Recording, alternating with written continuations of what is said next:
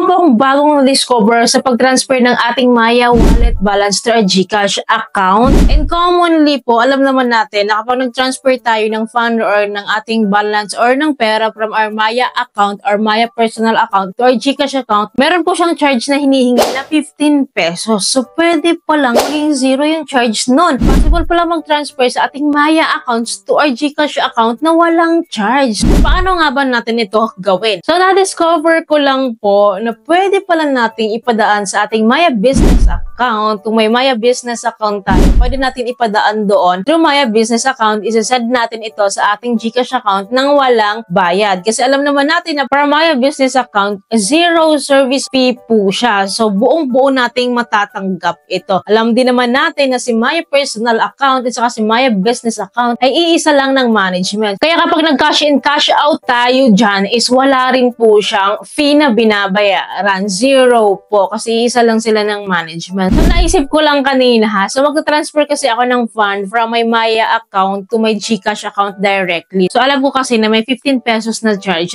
So, syempre, gusto ko rin naman na makatipid or ma-wave natin. Yan. So, naisip ko na may Maya business account pala ako. So, pwede ko siguro ipadaan doon. Actually, ngayon ko lang siya na-discover talaga. Ngayon ko lang siya tinry. So, para makita niya kung paano ko siya ginawa. This is how I did it. So, punta lang muna tayo sa ating Maya business app. So, i-open natin yon. And then, dito po sa my dashboard, i-click po natin tong more. And then, lalabas po yung Maya QR dito sa baba. Ayan. So, i-click naman natin yung Maya QR. Then, after that, lalabas po yung QR code natin dito sa Maya business app. Then, standby lang natin yung QR code na yan. Dahil yung QR code na yan po yung i-scan natin mamaya from our Maya personal account naman. So, open ko lang yung aking Maya personal account. And then, makikita nyo dito na may balance ako dito. May wallet po akong laman dito na 9,370 pesos. And then, click lang natin tong scanner button dito sa may baba. So, yan po yung i-click natin. And then, i-scan na po natin yung naka-standby ng Maya Business QR ko. And then, after that, madedetect agad niya yon. Then, after this, fill upan lang natin yung amount. So, dahil first time ko siyang gawin, magta-try lang po tayo ng 100 pesos para hindi masyadong masakit kung mag-fail man siya or mag-unsuccessful man siya. Ayan, 100 pesos. And then, after that, click lang natin tong pay. And then, click lang natin tong continue. Then, after that, ganun lang siya kadali. Payment successful agad. Ay, agad-agad din po, mag-notify si Maya regarding this transaction na successful nga daw. So, balik tayo sa dashboard. So, nabawasan po ng 100 pesos. Naging